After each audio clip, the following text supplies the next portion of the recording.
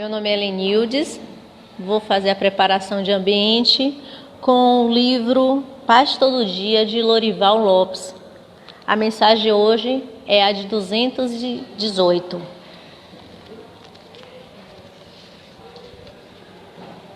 Trate a todos com delicadeza, a cada indivíduo de acordo com o que mais o ajuda, sem voz de agressão ou olhar inamistoso, para deixá-lo ficar à vontade e dizer o que quer.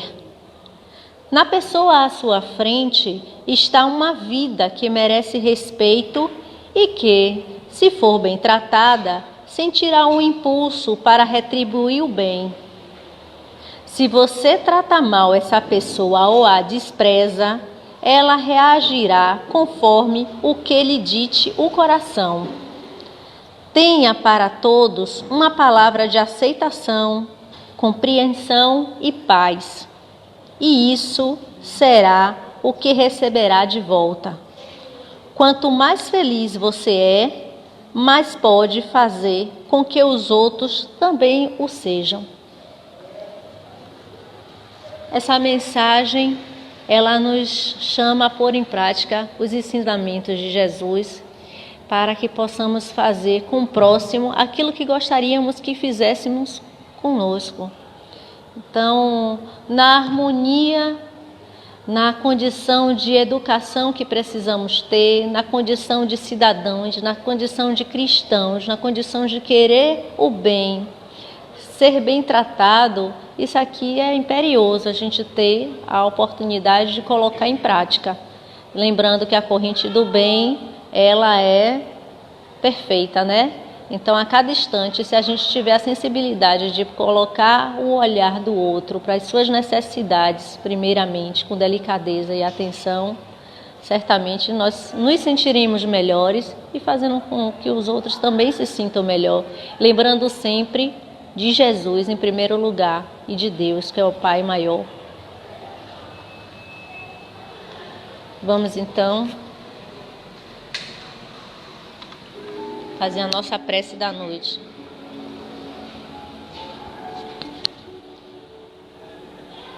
Jesus, Deus Pai maravilhoso de bondade, em Teu nome, Senhor, que estamos aqui reunidos para mais uma noite, abençoados com essa energia positiva, com essa noite tão iluminada pelas estrelas e pela lua.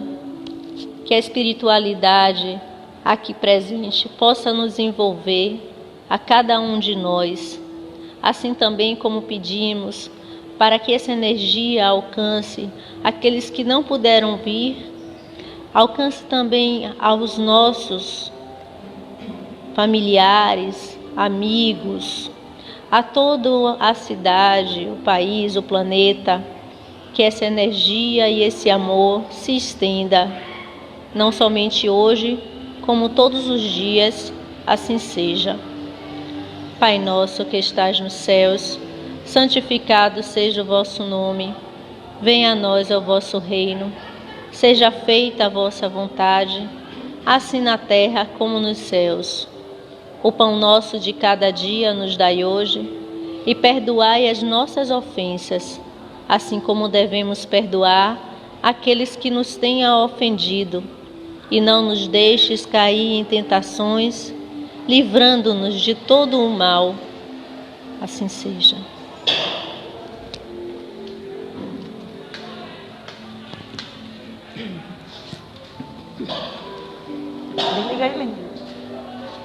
Boa noite a todos. Sejam todos bem-vindos. Estamos dando início nesse mês de agosto, né, um novo tema, que é tema central, constelação familiar. E hoje nós temos como tema Família Ontem e Hoje, que seria com a nossa irmã Marilúcia, mas eu acho que ela deve estar em algum engarrafamento, presa, porque ainda não chegou, porque ela geralmente chega cedo, né? Ela é bem responsável. Então, quem vai falar esse tema para nós hoje será nosso irmão Joilson. Enquanto ela chega, né, gente? Boa sorte, gente. Meus irmãos, muita paz. Que o Mestre Jesus nos inspire, mas Marilúcia, ela é uma pessoa que ela é muito comprometida com a doutrina, e ela me mandou uma mensagem há poucos instantes falando que ela estava no engarrafamento. Ela veio com todo o material apropriado para fazer o trabalho dessa noite, que tem como tema falar sobre família ontem e hoje. É bom destacar que esse mês de agosto vai ser um mês assim, como diz o meu amigo e professor Daniel Barbuda, fantástico, certo? Vai ser um mês fantástico, porque será um mês que nós teremos dois em um, dois temas num mês só. Teremos o tema que vai falar sobre a família, e sob o título central, a constelação familiar. E no final do mês, em comemoração ao aniversário da nossa instituição, em comemoração aos 16 anos de fundação desta casa, aos 14 anos, né, de funcionamento ininterrupto aberto ao público, nós teremos a nossa jornada de palestras, onde teremos palestras durante basicamente todos os dias, durante uma semana, de 25 a 2 de setembro. E nessa oportunidade eu falei, vai ser um 2 em 1, porque nós vamos, nesse mês, falar sobre a família, a constelação familiar, e nessa semana da nossa comemoração, o nosso tema será em torno da maravilhosa filosofia espírita. Então, é um mês muito cheio de oportunidades, né, para todos nós aprendermos, né? Teremos temas como é o de hoje, a família ontem e hoje. Teremos na próxima semana um tema que vai falar sobre relacionamento entre pais e filhos, né? E aí nós teremos, né, várias pessoas que virão trazer uma colaboração muito importante, né? Conflitos familiares e a importância da proposta da doutrina espírita para as famílias equilibradas. O tema que foi sugerido hoje para nossa amiga Lúcia é o tema família ontem e hoje. Olhando esse tema, consultando aí meus arquivos no meu HD, eu lembrei-me de uma história que tem no livro Jesus no Lar. Não sei se vocês conhecem esse livro, é um livro que é de psicografia de Chico Xavier, ditado pelo espírito Neio Lúcio. Nesse livro, se não me falha a memória, é a primeira ou a segunda mensagem. Tem como título Escola de Almas. E nesse livro, Neio Lúcio, sobre a escrita de Chico, fala que uma das participantes, né, dos evangelhos que eram feitos na casa de Pedro, né, se não me falha a memória, foi a sogra de Pedro, né, que ela chegou chorosa porque ela falou que na família era aquele local onde as pessoas, no início era tudo maravilhoso, e depois em seguida encontrava os espinhos, né? E depois as ingratidões, tal. E Jesus aí faz alguns questionamentos à sogra de Pedro. O primeiro questionamento que ele fala, ele pergunta sobre as lentilhas, né? Ele diz assim: você seria capaz de servir lentilhas cruas à mesa? Aí a sogra de Pedro disse: não, Jesus, mas isso ia machucar, né, na boca dos comensais, né? Aí Jesus pergunta: e com relação ao pão, você serviria pão cru? Ela disse: não, de forma nenhuma, porque não ia ter gosto, enfim. Aí Jesus falou assim: então a família é isso, a família é esse laboratório, esse cadinho fervente, esse forno onde nós precisamos, né, elaborar, amolecer, contornar, cozinhar as nossas dificuldades. A importância da família resume-se a esse cenário. E é bom salientar que a gente não vai conseguir encontrar nos núcleos da família, muito embora existam nas famílias, obviamente, pessoas que vêm no seu grupo familiar com um grau de afinidade importante, né? Existem pessoas afins, né? Nem tudo é só desespero, mas a família é esse laboratório de almas, onde nós temos a grande oportunidade de nos superar, de aprender um com os outros, de perdoar uns aos outros, para que sigamos desembaraçados. Aí, no final dessa história, a sogra de Pedro pergunta: e aquelas lentilhas que não se dobram diante da fervura?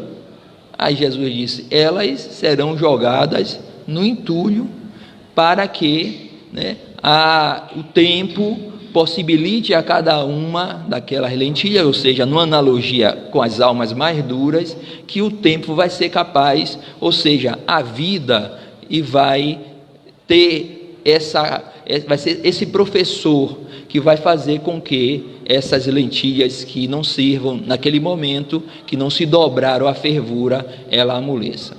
Então, essa é uma história bastante pontual, né, para o tema ao qual a gente visualiza aqui. Até mesmo nesse formato, nessa visão da família ao longo do tempo, nós poderemos fazer uma viagem no tempo, fazer essa viagem no tempo e ver que as famílias, elas também, com o tempo, elas estão evoluindo. Se retornarmos a 5.000 anos, a talvez 10.000 anos, nós podemos destacar e observar que as famílias naqueles momentos, naquelas épocas, eram famílias predominantemente tribais, né?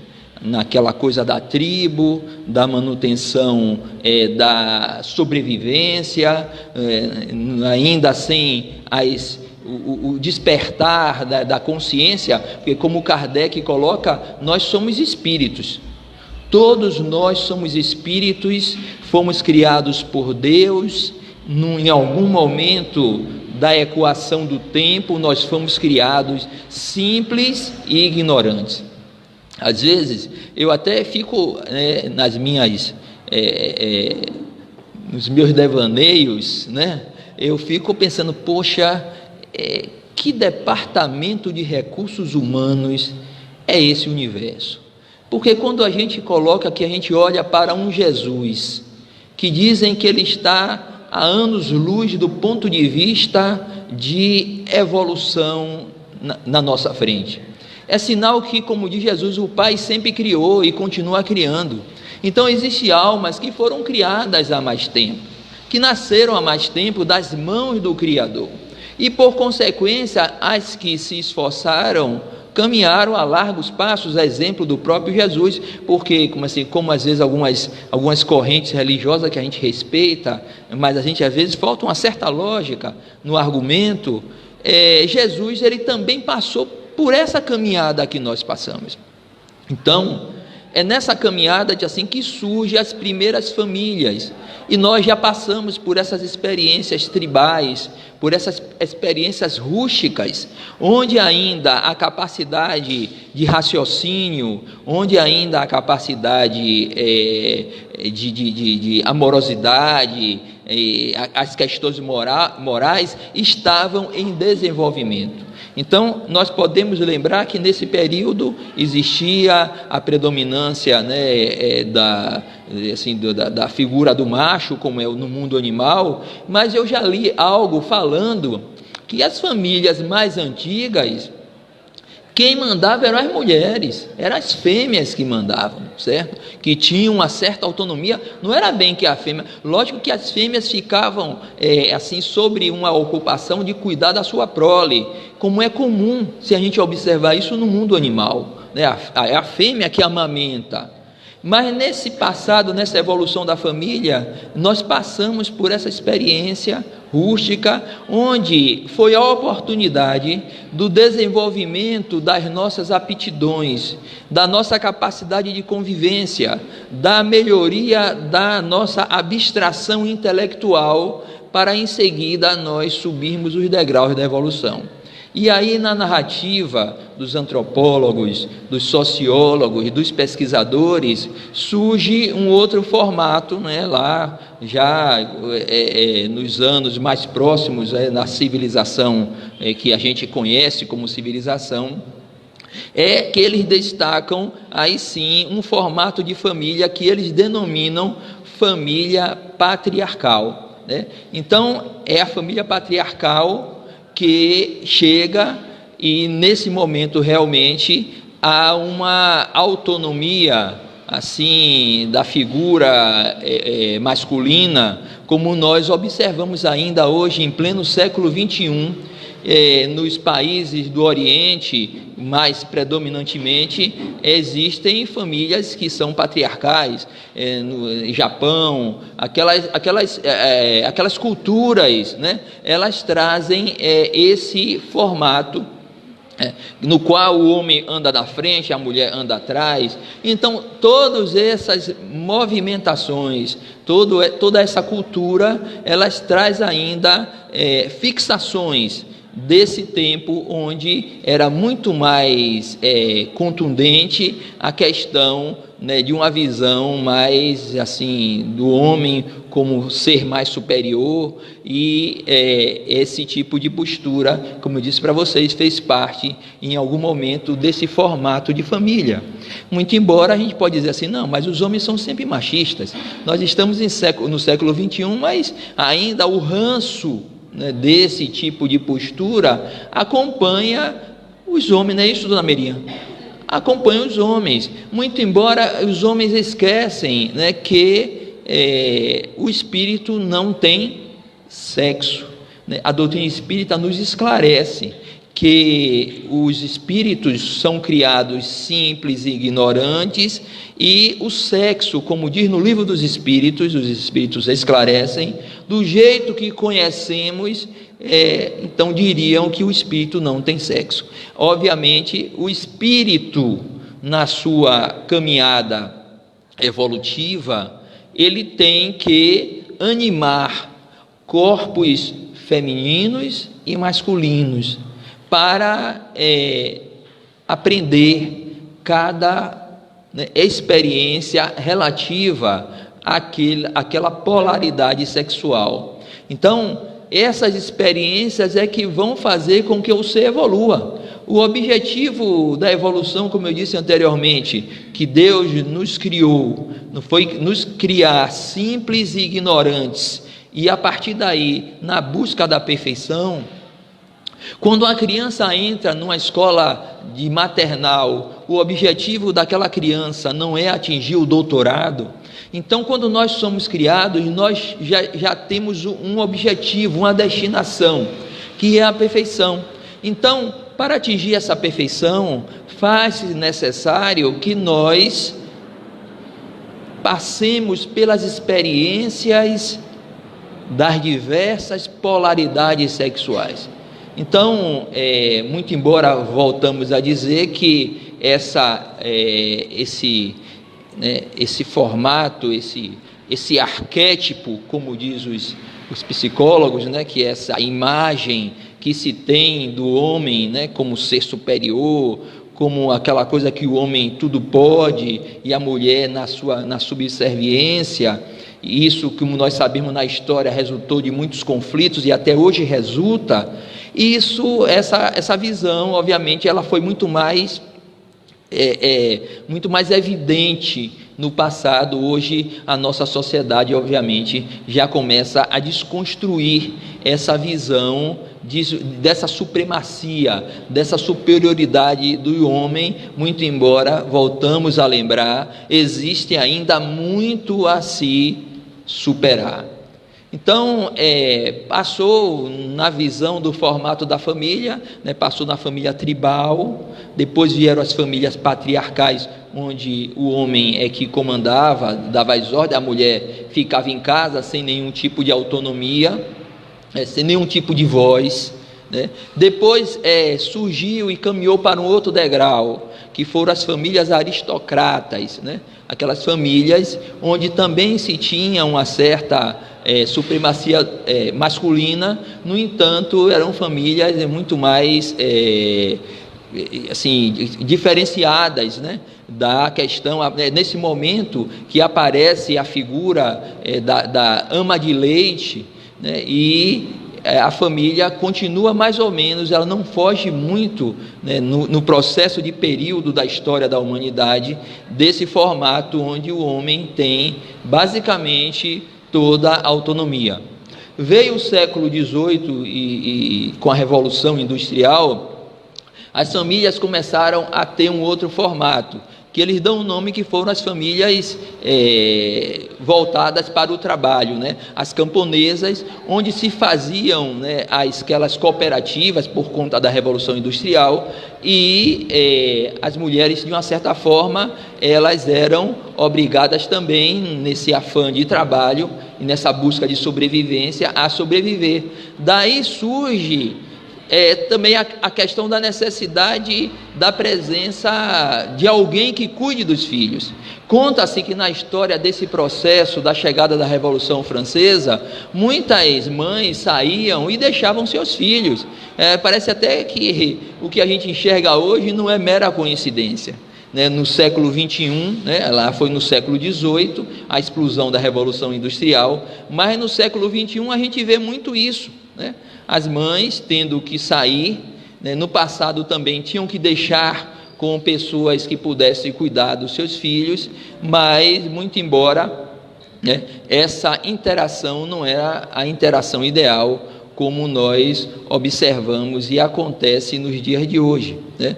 Então, daí surgiu muitas crianças abandonadas, as crianças pela rua, como narra os pesquisadores, e isso marcou um pouco essa fase, né, do século XIX, com a chegada dessa Revolução Industrial. Então, a família vai avançando, né, século XVIII, século XIX, século XX, o século que nós vivemos, a gente observa que, como eu falei anteriormente, se lançarmos um olhar no panorama familiar, a família, ela parece que é algo semelhante ao século XVIII. Necessidade de sobrevivência, uma correria muito intensa no sentido de manutenção da vida e, de uma certa forma, isso bem parte da humanidade, um certo deixando um pouco de lado essa questão, por uma necessidade biológica, essa questão do atendimento aos seus filhos. E isso é um grande problema na questão familiar, porque, de uma certa forma, deixa uma lacuna, né, com relação à educação. Lógico, se apela para as babás, para as secretárias, mas aí aquela velha história. Será que às vezes, muito embora se encontra, tem pessoas que encontram pessoas até assim com um carinho muito grande para cuidar dos seus filhos e tal, mas será que vai cuidar exatamente como necessitaria o afeto daquele ser que está retornando à terra como seu filho naquele momento? É algo que fica uma grande interrogação, né? Será que essas pessoas que assumem vão ter a capacidade de passar todo aquele apoio? Aí as pessoas poderiam dizer, não, há tempos atrás não, mas hoje em dia não se encontra ninguém. É como diz o ditado hoje, né? É difícil você encontrar alguém para poder dar um apoio, né, à família, nesse formato que hoje a família assume, que é o formato da sobrevivência, que é o formato de buscar a sua, né, superação das suas dificuldades. Aí eu perguntaria a vocês, dentro da experiência de vocês, vocês acham, o que é que vocês acham desse cenário, né, no qual hoje as mães têm que, obviamente, os pais, né, na formatação da família, têm que sair para atender às suas demandas. Então, o que fazer? Vocês teriam alguma solução assim para resolver, para equacionar esse problema? Ou diz não, aí deixa com Deus e faz oração e deixa o resto? Alguém tem alguma observação nessa direção, nesse sentido? Podem colocar aqui, a gente vai falar, estamos ao vivo, certo? Quem tiver alguma solução. Então, eu creio que a priori a gente não tem nada concreto. Isso me lembra até a história, né, de um pai, né, que ele, quando ele tinha que se ausentar, né, para fazer a sua... ia trabalhar, ele saía muito cedo. Conta uma história que esse pai saía muito cedo e chegava muito tarde. Quando ele saía muito cedo, o filho estava dormindo. Quando ele chegava muito tarde, o filho estava dormindo. Então, às vezes era difícil ele estabelecer, né, uma comunicação cotidiana, certo, com o seu filho. E às vezes tem pais até que trabalham por necessidade, às vezes trabalha sábado, domingo, enfim. Mas conta que esse pai, para poder até destacar, marcar ao filho, né, que ele está presente, conta que ele pegava e amarrava, né, uma cordinha, né, assim, na beira da cama do filho, a identificar que ele estava presente, certo? Então era uma forma, né,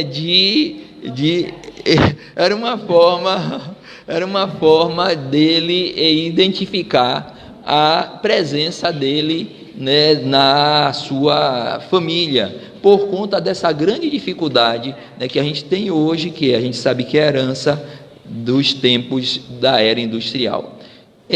Nossa amiga Lúcia, ela está chegando aqui, ela teve com certeza nós combinamos, eu vou falar, a gente combinou.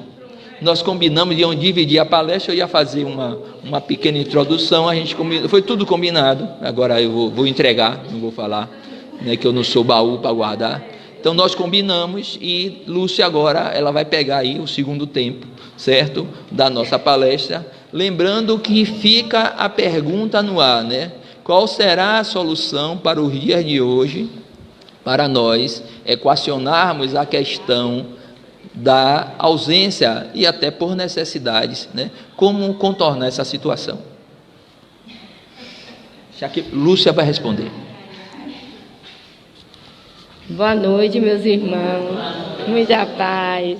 Vão me desculpando, viu? Do atraso, está tudo aí travado.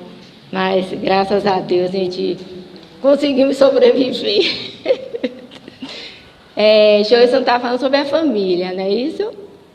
E eu quero começar a palestra, o estudo, continuar, na realidade, o estudo, contando uma história. Havia um senhor, ele pertencia à classe dos comerciantes de Jerusalém. E esse senhor tinha uma família. Ele tinha uma esposa e tinha 2 filhos. Só que um dos companheiros dele começou a andar fora da lei. E o Estado romano, muito rigoroso, percebe que ele está fora da lei e o chama para questionar sobre esse comportamento. E Melquisedeque vai dizer que ele não sabia o que estava acontecendo. Ele tinha um comércio, mas era com alguns sócios. E certamente algum dos sócios o havia traído, o havia colocado, né, em situação difícil.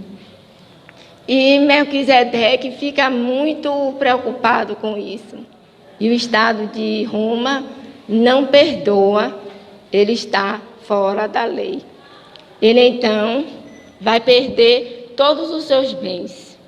Perde seus bens e fica muito triste, muito angustiado e retorna para sua casa, falando com a sua esposa sobre o que houvera acontecido.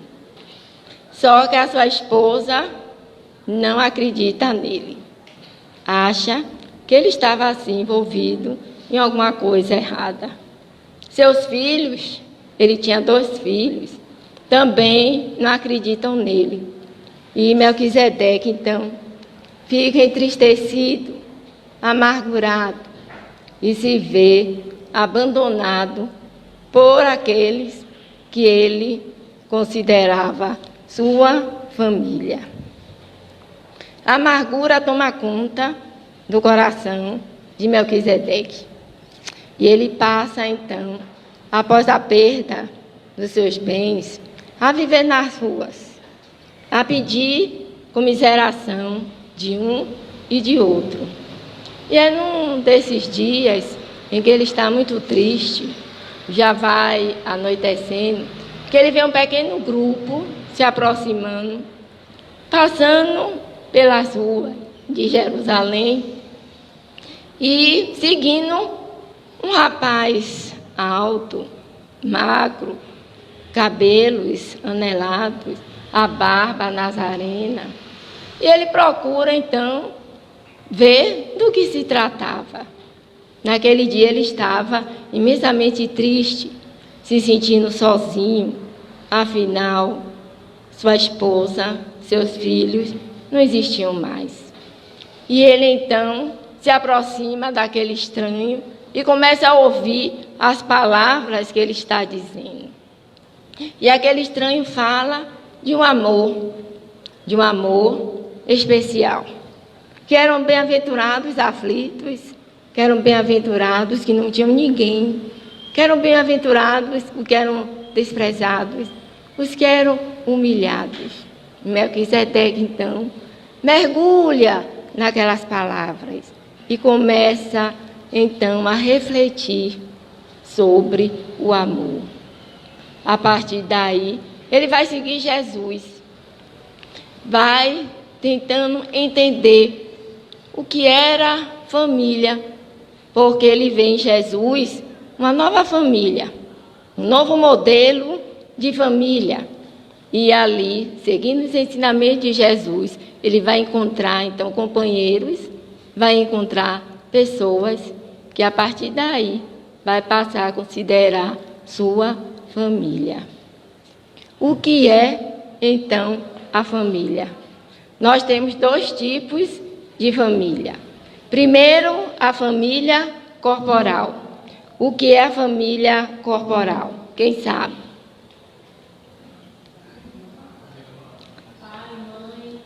Pai, mãe, né? Consanguíneos, né? Consanguíneos. O direito brasileiro diz que família é pai, mãe, filhos, avós, no pai do pai, pro pai da mãe. Mas só que esses conceitos, essa organização, ela se modifica. E nós vamos, então, meditar, vermos algumas alterações que vão sendo feitas nesse grupo corporal. O espírito mergulha naquele grupo e passa, então, a receber as características físicas do pai, da mãe, dos avós, a herança genética, do seu pai, da sua mãe. Então, o espírito ganha esse corpo. Mas por que ele ganha uma família? Quem sabe? Por que precisamos de pai e mãe? Porque vamos viver experiências afetivas, experiências espirituais, experiências de amor. Então, na família biológica, nós vamos receber primeiramente o material que vai formar o nosso corpo físico. Mas essa família biológica também se altera. Ela vai passar por transformações e vai passar por algumas agregações. Então, eu tenho um grupo biológico característico de uma certa etnia, vamos dizer, a etnia branca, Então, meus avós, minha mãe, eu pertenço a tal etnia. Mas, de repente, eu me apaixono e eu vou em busca de um parceiro, só que de um outro clã, de outra família, de uma outra etnia. E aí, o que é que acontece com essa nova família que eu vou formar? Quem sabe? Há pode falar alto, uma mistura, né? E isso se chama miscigenação. Ou seja, eu pertenço a uma etnia, mas minha irmã ou meu irmão casam com pessoas de outra etnia. E aí os filhos, né, que virão, já vão se deslanchando daquele grupo, característico do seu pai e da sua mãe, e vai surgindo os chamados novos biótipos. Ou seja, se minha família, por exemplo, é alemã, e eu me caso com um rapaz japonês, como é que vão ser meus filhos? Né? Vai haver uma alteração o quê? Genética. E nós deveremos estar preparados para isso, porque, segundo consta a genética, nós somos mais miscigenados do que pensamos. Ou seja, existe o chamado o relacionamento interracial. E nós devemos estar abertos, né, a esse momento em que vai surgir vários tipos na nossa família. Ou seja, na nossa família corporal. Existe também a agregação. Então, meu pai casou com minha mãe, mas meu pai se separou da minha mãe e arranjou uma outra esposa, e arranjou outros filhos. E o que esses filhos são meus? São irmãos. Ou seja, aquela família está crescendo. Por um momento ela se desfaz, mas há uma agregação. E eu não posso considerar, então, meus filhos, meus irmãos, só os filhos dos meus pais. Eu tenho que considerar também meu irmão. Alguém aqui tem meio irmão? Eu tenho. Né? E eles são irmãos. Ou seja, aquela família passa a ser agora agregada, já está ampliando, já está diferente. E eu também preciso me preparar para isso. Né? Aceitá-los afetivamente, dividir os bens materiais, estar, né, em comunhão com essas novas pessoas que estão chegando. Então, existem transformações biológicas, né? Então, aí eu vou ver, ó, esse aqui é meu irmão, esse aqui é minha irmã. E alguém vai perguntar, do seu pai e da sua mãe? Eu vou dizer, não, né? Tu é da ex-esposa de meu pai, ou da atual esposa de meu pai, eles passam a ser, então, meus irmãos. São também, né, meus irmãos. Existem aspectos culturais, como é que a gente organiza uma família. No Brasil, como é que a gente organiza uma família? Existem dois tipos de direitos, né? O direito civil, né, e às vezes nós vamos ter que incluir também no direito penal. Ou seja, cada família tem uma organização civil, ou seja, baseada em leis, baseadas, né, nos artigos, baseada em código. Como é que organiza essa família? A sociedade vai dizer. Então, por exemplo, eu só posso me casar tantas vezes, ou eu posso me divorciar, eu não posso me divorciar, ou eu posso ter filhos, registrar filhos X, já não posso registrar outros filhos. Isso se chama organização. Antigamente, por exemplo, nos anos 60, quem tem mais de 60 anos aqui, levanta a mão, né? Nossa, está tão jovem. Eu tenho 62. Não existia divórcio. No Brasil não existia. Então, muitas mulheres que se separavam, queriam casar novamente, não podiam se casar porque não existia o divórcio. Depois veio o divórcio. E aí o que é que aconteceu? Essa organização também vai se alterando.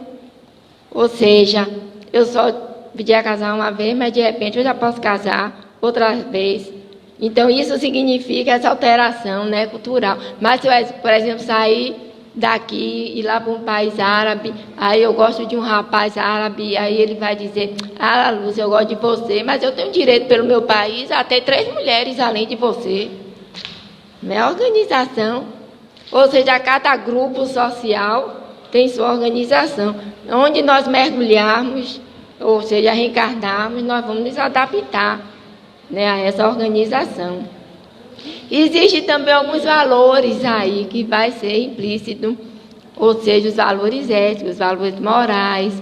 Antigamente, por exemplo, a mãe, né, que dizia assim, é mãe solteira, aí ninguém gostava. Não, porque não casou. Hoje os valores já estão alterados, porque nós vamos crescendo, vamos mudando. E esses valores éticos, esses valores morais, espirituais, também se alteram.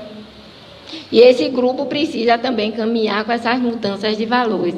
Então, por exemplo, não vou desprezar minha irmã porque ela é mãe solteira. Não vou. Então, esses valores também vão se modificando, esses valores também vão sendo alterados. Eu não vou gostar de fulana, né, da minha cunhada, porque ela se separou, porque ela é desquitada, porque ela é divorciada. E esses valores, então, também vai mudando. No Brasil, antigamente, nós tínhamos a família constituída de pai e mãe.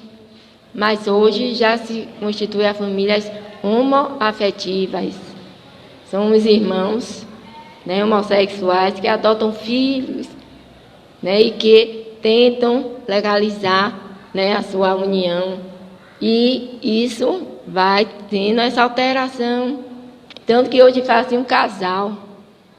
Né? Às vezes você vai se apresentar ao casal, você vai ver o casal, são 2 homens, são 2 mulheres, que às vezes vão ter filhos, as mulheres às vezes com inseminação artificial, os homens vão adotar, mas eles constituem família, são as famílias, né, da atualidade. Então esses valores também vão mudando, vão sendo alterados. Nós vamos ter também que se adaptar, né, nesses valores. Eu estou tirando. Existem aspectos jurídicos, nacionais e internacionais. Aí o que diz a lei sobre o casamento? Aí eu posso casar só uma vez, mas aí vamos dizer, aqui eu vou casar no civil. Mas aí se reconhece cerimônias religiosas para o casamento. Será que eu saindo daqui, casando, constituindo família em outro país, o direito do meu país vai reconhecer esse casamento, vai reconhecer essa união, essa herança?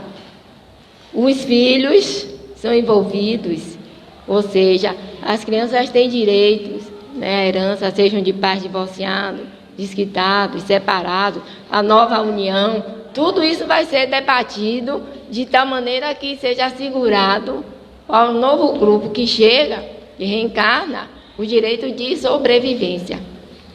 Mas eu preciso saber, será que uma lei aqui vai dar aqui em outro país, é reconhecido? Será que meu casamento é reconhecido? Será que a minha união é reconhecida? Então, tudo isso vai entrar nos aspectos da família, da sociedade.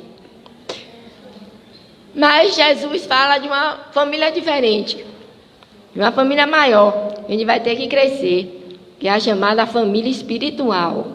Onde está no Evangelho essa parte da família espiritual? Quem sabe? É quando ele pergunta o quê?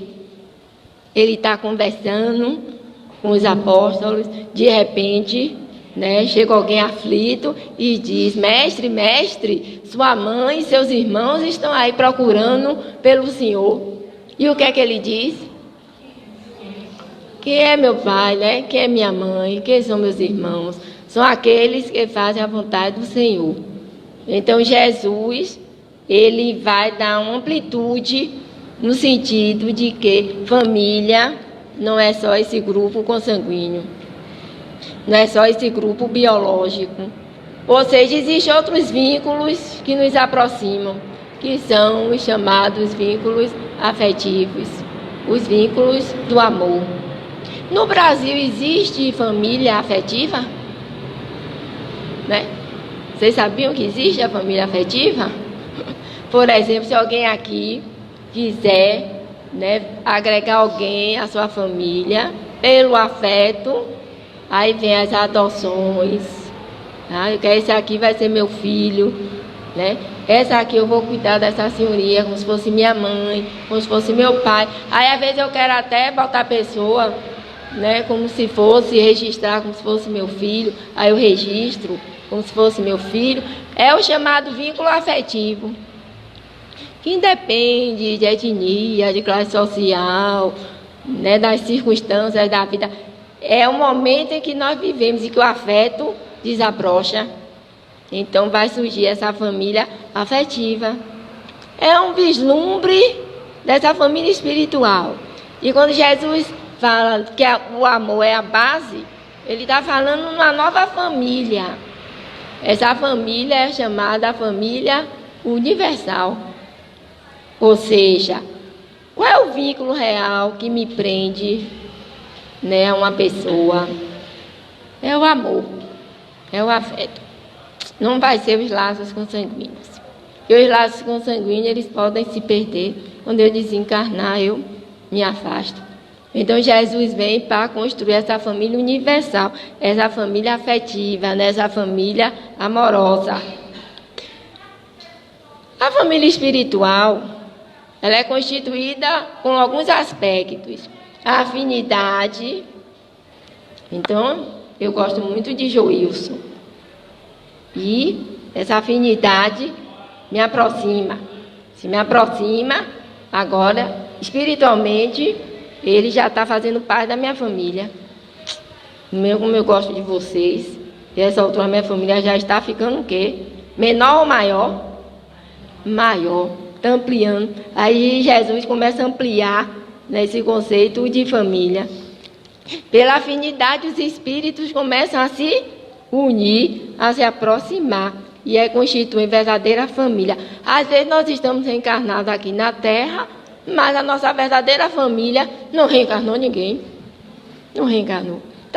Ficou todo mundo no além. Eu reencarnei aqui para viver experiências com outros espíritos, mas a minha verdadeira família está lá em cima, não está aqui embaixo. Ou seja, às vezes dentro de casa eu penso que eu vou ter um espírito afim e tudo, mas não é. Porque o verdadeiro vínculo é afetivo, é afinidade, é o amor. Aí nós vamos constituindo família. Quem se lembra, por exemplo, como é que os seguidores de Francisco chamavam Francisco? Quem sabe? E tinha uma musiquinha até de roda que a gente cantava, quando era pequena. Pai Francisco, exatamente. Ele era visto como pai, né? E os seus seguidores, como irmãos, como filhos, formavam uma família, a chamada família de Assis, que eu faço votos de pertencer. Né? Um dia lá, quem sabe, eu consiga fazer parte dessa família espiritual. Então, as famílias vão se fazendo pela afinidade. Elas são programadas. Né? Aí eu vou reencarnar, mas existe uma programação. Quem vai ser meu pai, quem vai ser minha mãe, quem vão ser meus irmãos. O mundo espiritual programa esse grupo para reencarnar como família. Ou seja, nada é por acaso. Então, meu pai não surgiu por acaso, minha mãe também não surgiu por acaso, nem eu estou por acaso com aqueles irmãos. Aqueles irmãos fazem parte, sim, né, do meu passado espiritual, das minhas experiências. Ou talvez seja algum espírito que eu estou agregando a mim para começarmos nova aprendizagem. Isso é muito importante, nessa programação. Agora, será, por exemplo, eu reencarno no corpo masculino e já tenho uma pessoa que ia ser minha esposa. Eu chego aqui, eu posso mudar isso aqui, essa programação? Aí eu chego aqui, não tenho paciência, está demorando muito para chegar, minha alma querida, minha alma gêmea. Eu vejo outra moça, né, já me apaixono por aquela moça, vou atrás e tal, me caso. O que foi que eu fiz? Eu alterei a minha programação. Ou seja, eu casei antes da hora com uma pessoa que não era para eu casar. Eu tinha que ter tido um pouco mais de paciência, um pouco mais de calma, um pouco mais de serenidade, porque a pessoa ia aparecer. Mas aí eu fui um pouco precipitado, me casei, né, com outra pessoa. E os espíritos respeitam isso? Respeitam, porque é o livre arbítrio. E aí, às vezes, eu estava programado para ter 3 filhos, acaba, né, que aquela programação não dá certo, aí arranja outra pessoa, aí os espíritos reprogramam, né, vamos reprogramar a nossa encarnação. Aí eu vou casar com outra pessoa, vou ter outros filhos, eu agrego também novos espíritos à minha família, porque sempre nós estamos modificando, nós podemos modificar, né, isso aqui, podemos, pelo livre-arbítrio. Então, é aconselhável que as pessoas mais jovens tenham mais calma, esperem com mais calma, porque às vezes a alma gêmea está vindo pelo caminho. Não ser precipitado, né? Que a gente vai chegar, se tiver na sua programação, casar e ter filhos. Eu me lembro de uma amiga minha que queria muito ter filhos, nunca teve filhos. Se casou, ficou 20 anos, já tinha desistido da ideia. O maior sonho dela era ter filho. Queria ter uma menina. Chegou a escrever, botar um nome, mas sem saber por quê, a causa, nem ela, nem não tinha problema com ela, não tinha problema com o marido, mas ele não engravidava, ela não engravidava. Depois de 20 anos, quando já tinha perdido as esperanças, foi o que aconteceu? Ela engravidou. E com a menina, como ela queria. Então, na vida, a gente precisa ter calma, paciência, que tudo está obedecendo a uma programação. Podemos nos distanciar do que foi programado? Podemos. Eu era assim, para nascer com uma família unida, com almas afins, mas eu fui uma filha ingrata. Nossa, não reconheci, não considerei meu pai, minha mãe. E o que aconteceu comigo? Eu perdi os afetos. A ingratidão dos filhos afasta as almas afins. Ou seja, perdemos o direito de conviver com eles. E no livro O Céu e o Inferno, os espíritos vão dizer, é uma grande provação. Porque eu tinha minha mãezinha que me amava, meu pai que me amava, meus irmãos que me amavam. Mas eu era ingrata, eu era egoísta, eu era orgulhoso. E o que aconteceu? Eu afastei minha família espiritual. E eu retorno, às vezes, solitária. Ou às vezes eu retorno numa família que os pais não gostam muito de mim, são pessoas difíceis, pessoas que me criam problemas, porque em outras vidas, né, a ingratidão assinalou minha caminhada, e eu aí perdi direito ao afeto.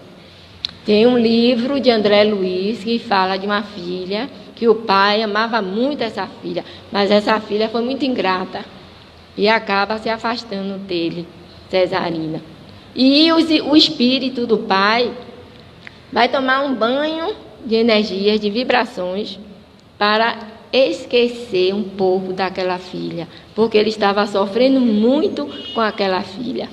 Então ele vai tomar um banho magnético para se afastar um pouco dela, porque ela perdeu o mérito de conviver com ele. Então Jesus disse adiante o quê? Honrai vosso pai e vossa mãe. A gente não perdeu o direito, né, de conviver com eles. Muitas vezes até eu quero desencarnar para achar logo meu pai, minha mãe, meus irmãos, mas a gente vai ter que ter o quê, gente? Mérito. Se não tiver mérito, a gente é afastado. Existe a chamada agregação. Aí, quem é minha família? Eu vou perguntar para vocês, quem é minha família? Quem é? Teve um centro espírita, uma vez eu perguntei, onde é que vocês vão passar o Natal? Com quem vocês vão passar? Aí alguém respondeu, com minha família. Aí eu fiquei toda triste. Eu digo, e eu? O que é que eu sou? Não, Lúcia, eu não havia pensado nisso. Mas nós espíritas precisamos ter o conceito de que devemos agregar todos a nossa família. Se for um irmão lá do Japão, é meu irmão? Na África, meu irmão? Na Tanzânia, meu irmão? Na Rússia, é meu irmão? Na Alemanha, é meu irmão? Nós fizemos um teste uma vez no centro espírita, quando teve a Copa do Brasil. Era o Brasil jogando com a Alemanha. Pense. E o Brasil tomou de 7 gols, perdeu, coitadinho. Eu nem acreditei, a gente via na televisão ali, que eu não vi o jogo, estou vendo a questão, de tá tudo quieto, não sei o quê. Não, mas o Brasil perdeu. A Helena dizia, o Brasil perdeu, Lúcia. Eu assim, poxa, ele tomou 12 gols. E nada, eram 7 gols, que tragédia. E no dia tinha reunião doutrinária no Centro Espírita, e o povo, vocês acham que o povo estava alegre ou estavam tristes? Estava tudo triste. Nós espíritas, né? Triste, que o Brasil perdeu a Copa para a Alemanha. Aí nós perguntamos, quem era você na outra encarnação? Será que você não era um alemão? Será que você não veio de lá? E esses alemães, o que são nossos? Aí todo mundo, né, respondeu o quê? São nossos o quê? Irmãos. Aí era motivo de estar triste ou alegre? Porque os outros irmãos o quê? Ganharam a Copa. Ah, que teste, né? Que teste. E aí é que a gente começa. Será que a gente não é família? Será que não é? Alguém aqui já viajou para outro país? Já atravessou fronteiras? Né? A gente às vezes atravessa um rio, vê uma estrada. A gente não sabe se... Nem percebe que é outro país, que é nada. Porque você vai encontrar seus irmãos lá. Viu? Então quem viajar aí para outro país... Chegue lá, eu não gosto daquela palavra estrangeiro, não gosto. Porque para mim ninguém é estranho. Nós somos uma família o quê? Universal. Então todos são nossos irmãos, porque nós somos filhos de quem? Então a partir de amanhã vocês cheguem para todo mundo dizendo assim, bom dia, irmão, bom dia. Francisco dizia, irmã Lua, irmão Sol, irmão Pássaro, irmão Peixe, porque ele já tinha essa amplitude dessa parentela o quê? Espiritual. Então vamos agregar mais pessoas na nossa família? A partir de amanhã todo mundo se vendo como irmão. E é uma revolução isso, né? Porque se é meu irmão eu posso maltratar? Meu empregado o que é meu? Irmão. Meu patrão o que é meu? Irmão, meu vizinho? Irmão. Aquele que vai ali na rua? Irmão. Aí Jesus disse quem é meu pai, quem é minha mãe, quem são meus irmãos. Para a gente ampliar isso aqui, né? Colocar, né? Tirar essas crostas dos olhos e olhar todos como irmãos. Todos somos irmãos. Existe coisa mais bela do que essa? Todo mundo se preocupar uns pelos outros, um cuidar do outro. Aquela criancinha que vai passando ali, quem é? Minha filha também, pode ser minha filha.